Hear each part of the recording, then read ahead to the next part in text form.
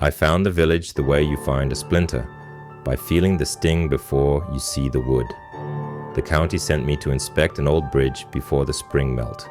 One day, one report, no drama. But an hour past the last gas station, my GPS died. The rain turned metallic and fog cinched the road into a tunnel. A sign flashed in my headlights. Welcome to Rowan Hollow. Someone had painted a date in the corner, neat as a label. April 17th. My phone lit when I checked it. April 17th, 7:12 p.m. No signal, but the date matched like it had been waiting to. Rowan Hollow was small. Diner, post office, church, a few houses crouched close to the river. No streetlights, just porch bulbs making puddles of amber on wet gravel. The diner's open sign glowed like a coal. Inside it smelled of soap and coffee that had been simmering too long. A woman behind the counter looked up, her smile arriving a beat late. "You're here for the bridge," she said. I blinked. "I'm just lost." "We don't get lost," the man at the end of the counter said. His hands were river smooth, rope calloused. "We get you." "Name?" I told them, "Ben," because silence felt worse. Behind the counter, a chalkboard read, April 17th, special, tomorrow's stew. Nothing under it. Just those words. Fresh chalk, like tomorrow was an ingredient. The woman slid a brass key toward me. A wooden tag hung from it, burned with a number, 17. "Blue door across from the post office," she said. "And when the bell rings, stay inside. Don't look out." "What bell?" 3:33, she answered, and the man's jaw tightened, like he'd tasted something bitter. Mara's house was warm and too tidy. Cedar, old apples, damp wool. I dropped my bag and wandered, because my brain hates empty hands. On the mantel, family photos, fishing trips, weddings. Then one picture made my stomach fold, a group in front of the bridge smiling stiffly, a county inspector in the middle with a clipboard. My face, same scar over my eyebrow, same tired half smile. The photo had a date stamped in the corner, April 17th. No year. I flipped through the wall calendar in the kitchen. Every page said April 17th, thick, handled edges, like the day had been turned and never changed. I tried to laugh it off. Isolated town, weird tradition, my brain making patterns. The rational story assembled itself fast. Mold, sleep, stress, a prank. Then my phone buzzed. A new folder had appeared in my gallery. Rowan Hollow. Ben. Inside were bridge photos I hadn't taken. Bolts, planks, the river under the center span, and a close-up of wet red paint on the railing spelling, Ben. Go to the river. I stared till my eyes watered. The image smelled like fresh latex paint, even through glass. Upstairs I lay on the bed, fully clothed. The sheets were cold, like they had been dried outside and brought in too early. Somewhere below, the house creaked, as if it remembered footsteps. At 3:33 the church bell rang. Not loud, close, intimate, like the sound was inside the walls. 1, 2, 3. Then scratching on the living room window, slow, wet, like a finger drawing in condensation. I stood at the top of the stairs, heart punching my ribs, and watched the fog-lit rectangle of glass below. A tall shape stood outside, too still to be human. It lifted a hand and wrote, B-E-N-A, second line formed under my name, D-O-N-T-M-A-K-E-I-T-T-O-M-O-R-R-O-W. The bell stopped. The shape vanished like someone exhaled it away. In the morning, the diner looked exactly the same.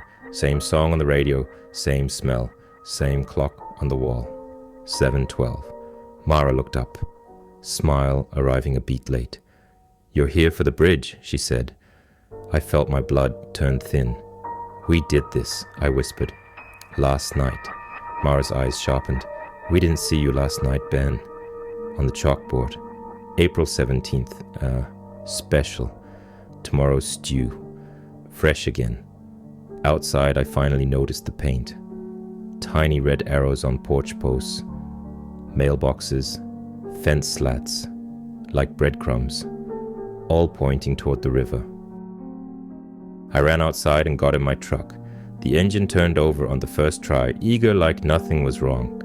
I drove straight past the welcome sign, past the last house, past the trees, until the fog thickened and the road dipped. The sign flashed in my headlights again.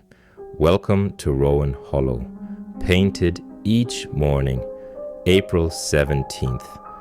I checked the dash clock, 7:12. My stomach lurched. I kept driving anyway, jaw clenched, counting turns, watching for landmarks. 5 minutes later, I rolled right back into the village from the opposite direction, as if the road had folded itself like paper. The diner's open sign waited for me, steady and smug. Same coal red buzz, same reflection trembling in the puddles. My headlights swept the windows, and I caught faces pulling away. Already bored of my panic, I stopped long enough to stare at my dash clock. Still 7:12. The second hand on the diner's wall clock, visible through the glass, ticked in perfect sync with mine, like they shared a heartbeat. From inside, the radio's old song drifted out through the door seam, and for a second I heard a second voice under it, whisper thin, "Ben, don't." I floored it. Gravel spat. The village swallowed my taillights like it was closing a mouth. I drove River Road with my hands locked on the wheel. The river ran beside me, dark and patient, smelling of mud and old leaves. Every arrow nudged me forward. I kept trying to build the rational story back. Some ritual, some coordinated gaslighting. Maybe I'd fallen asleep at the wheel and was concussed. That story held until the bridge. It wasn't just old, it was tired. Planks that complained under my boots. Stone supports slick with moss. Under the center span, the current looked thicker, like it dragged something heavy. A fresh red arrow gleamed on the railing. Next to it, in wet paint, Ben. I touched it. Paint came off on my fingertip, cold and alive. At the far end of the bridge, a figure stood in the fog. A raincoat, a hood. No sway, no breath. It lifted its head, my face looked back at me, older, paler, sleepless, and my own voice came out of it, frayed at the edges. "Don't make it tomorrow," it said. My knees went weak. "What is this?" The older me glanced down at the river. The surface held a dark, slick line that refused to break apart, and letters kept forming in it, rearranging with the current. Tomorrow. "Your job story is bait," the older me said. "They need someone who believes in fixing things, someone who will carry the day." Say tomorrow, it snapped. Out loud, I opened my mouth. Nothing came. My tongue stuck like it knew a rule my brain didn't. The older me's expression softened. "Yeah," it whispered.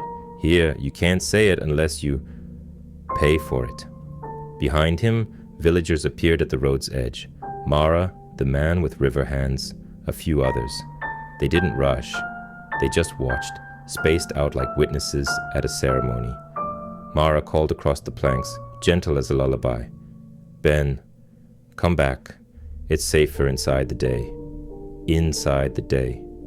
Like April 17th was a house. The older me leaned close, smelling of damp fabric and ozone. "Tomorrow isn't a date here," it murmured. "It's a place. The river is the door." "Then how do I leave?" It nodded at my phone. "You already did," it said. "You just haven't remembered yet." My screen lit in my pocket. New video. Today. The timer was running. I tapped it, hands shaking. The video showed my own point of view. Me standing on this bridge, looking down at the slick letters in the water. In the audio, my older voice begged, right behind the camera. "Say tomorrow."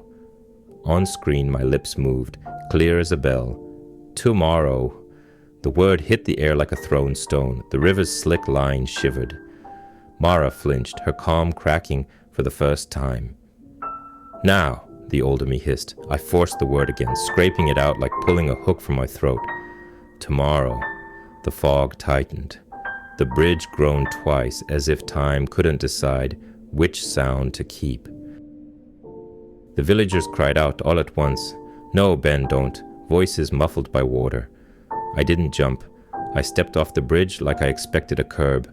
The world dropped away, and for one weightless breath, I smelled every season of river at once. Spring mud, summer algae, winter iron, layered like memories. I landed in a small grey room under fluorescent hum. A desk, a chair, a stack of blank forms. On the wall, a calendar. April 17th, no windows. One metal door with no handle on my side. A speaker crackled overhead. "Ben," Mara's voice said. "Not warm now. Official." "Thank you for your service. We've received your report." I slammed my fists on the door. The metal rang thin and dead. "This is tomorrow," Mara continued. "It's where we keep what we can't let loose." On the desk, my phone lay face up, already playing the same video. Today, timer still running. In the video, I stood on the bridge and turned toward the far end, toward a hooded figure approaching. Toward me, the calendar's ink began to sweat. Black numbers ran in thin rivulets, gathering at the bottom edge of the page. The drips didn't fall. They climbed as if gravity had been reassigned. Letters formed in the wet streaks, neat and patient. BENGOTOTHERIVER. The figure on my phone looked straight into the camera and spoke with my mouth. "Don't make it tomorrow," it said. The fluorescent lights flickered, and the hum deepened, like the building was breathing. I backed into the wall, throat dry, because I finally understood the trick. The village didn't trap me in April 17th. It used me to hold the door shut. And the day was still hungry. Tomorrow keeps scratching.